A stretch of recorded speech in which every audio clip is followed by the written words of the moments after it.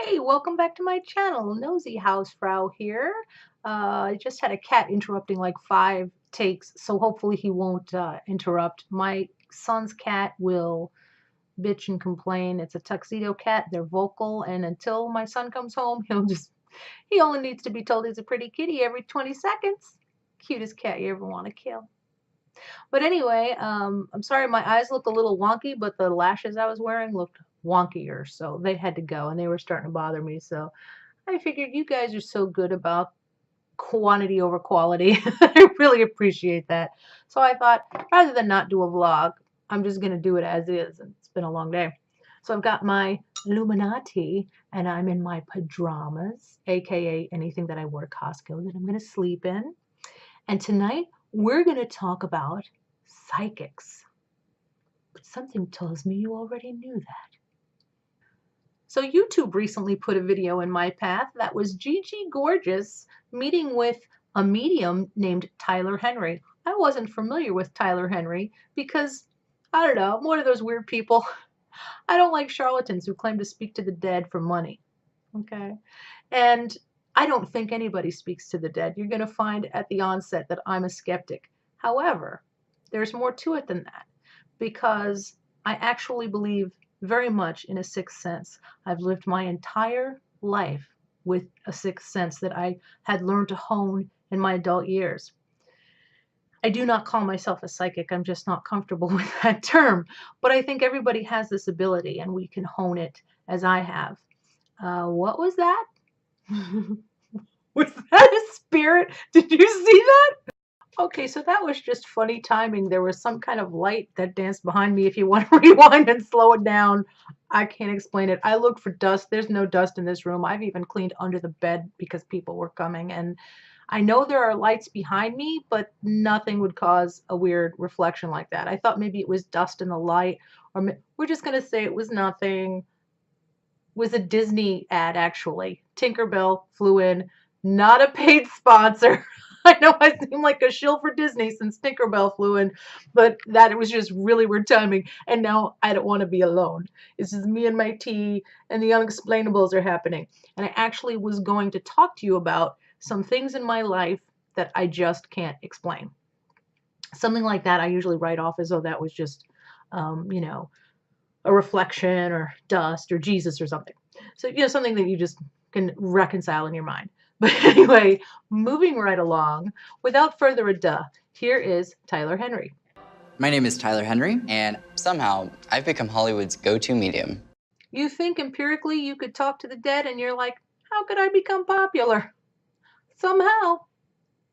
I followed Gigi's life and career for the past couple of years as she's documented her transition on YouTube, and the fact that she's been able to stick so true to herself really helped me at a time when I was coming to terms with who I was as a medium. She helped him come to terms with who he was as a medium.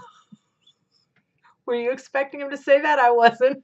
Mom, Dad, I just watched Gigi transition, become her true self, and it's time that I told you.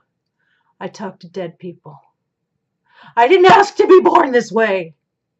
It's an interesting thing because this mother figure is coming through really, really strongly in more of a sense or feeling of I passed away prematurely or before my time. Have you lost a mother figure? Mm-hmm. How long ago was this? 6 years ago. Gotcha. Gotcha right where he wants you. I don't know why it's relevant how long ago she died. I mean, if he could talk to her, he could just ask her himself, right? But he's obviously watched a lot of bad movies because he was getting the feeling that she died before her time. Nobody dies before their time. If it wasn't their time, they'd still be alive. Now, this is the part where I really think it shows that Gigi thinks this is mostly for fun, but doesn't really believe it, as of course most people wouldn't. So just so you know, when she's coming through, she's acknowledging that she feels like she does have closure with her passing.